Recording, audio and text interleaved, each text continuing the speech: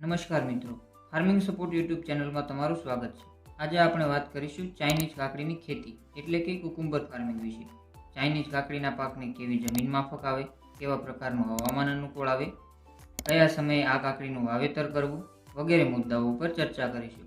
તો ખેડૂત મિત્રો, વિડીયોને પૂરો જોજો જેથી તમને સાચી અને સચોટ માહિતી મળી રહે। અને હા, જો વિડીયો તમને સારો લાગે તો વિડીયોને લાઇક કરજો, શેર કરજો અને ચેનલને સબસ્ક્રાઇબ કરવાનું ભૂલતા નહીં। સૌથી પહેલાં વાત કરીએ કાકડીના પાકને કેવા પ્રકારની જમીન માફક આવે। તો મિત્રો, કાકડીની ખેતી કાળી માટી, રેતાળ માટી, ગોરાડુ માટી તેમજ બધા પ્રકારની જમીનમાં થાય છે।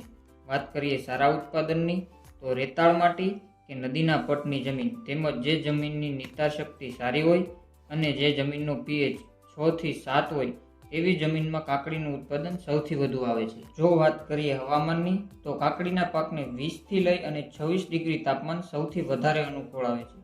કાકડીનું વાવેતર ઉનાળામાં ફેબ્રુઆરીથી માર્ચ મહિનામાં અને ચોમાસું કાકડીનું વાવેતર જૂન જુલાઈમાં કરવામાં આવે છે। વાત કરીએ કાકડીના પાકમાં આવતા રોગ અને જીવાત વિશે તો ખેડૂત મિત્રો, કાકડીમાં મુખ્યત્વે થ્રિપ્સ, સફેદ માખી, મોલોમસી, ફળમાખી, લીપ માઇનર જેવા કીટકોનો ઉપદ્રવ વધારે જોવા મળે છે અને પાવડરી મિલ્ડ્યુ, ડાઉની મિલ્ડ્યુ જેવા ફૂગજન્ય રોગો પણ મુખ્ય રૂપે જોવા મળે છે।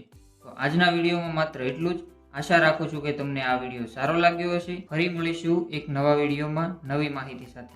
ત્યાં સુધી જય જવાન, જય કિસાન।